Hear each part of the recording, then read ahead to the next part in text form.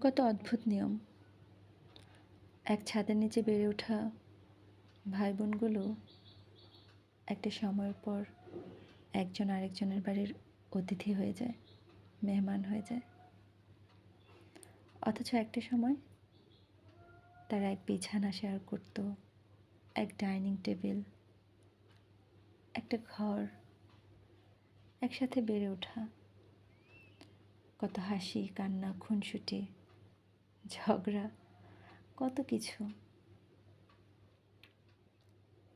অথচ একটা সময় বিয়ের পর তারাই একজন আরেকজনের বাড়ির মেহমান হয়ে যায়।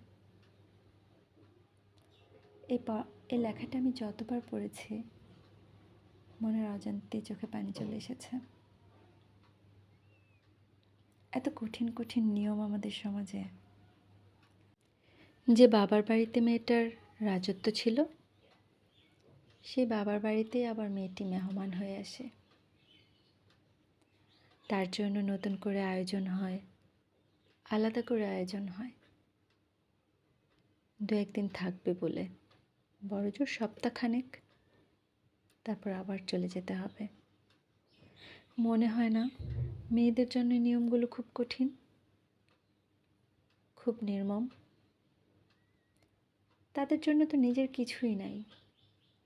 বিয়ের আগে থাকে বাবার বাড়ি, বিয়ের পর চলে যায় স্বামীর বাড়ি, শেষ বয়সে গিয়ে ছেলের বাড়ি। পরিচয়টা কোথায়? এর মধ্যেও জীবনটাকে মানুষ সুন্দর করে সাজায়। সংসারটা, ঘরটা সুন্দর করে সাজায়, হোক সেটা বাবার বাড়ি, কিংবা স্বামীর বাড়ি, কিংবা ছেলের বাড়ি। সংসারটা সুন্দর করে সাজিয়ে মায়ার একটা জাল ফেলে রাখে, যে জাল ছেড়ে পালাবার কারো কোনো উপায় থাকে না। মায়ার জন্যই তো সব কিছু টিকে থাকে। মায়া ভালোবাসা আছে বলেই সংসারটা এত সুন্দর হয়। যেখানে কোনো মায়া থাকে না, ভালোবাসা থাকে না, সেখানে কোনো সংসার হয় না। এসব কিছু আছে বলেই জীবন এত সুন্দর। কঠিন কঠিন নিয়মের মাঝেও জীবন সুন্দর, শুধুমাত্র মায়া ভালোবাসার কারণেই।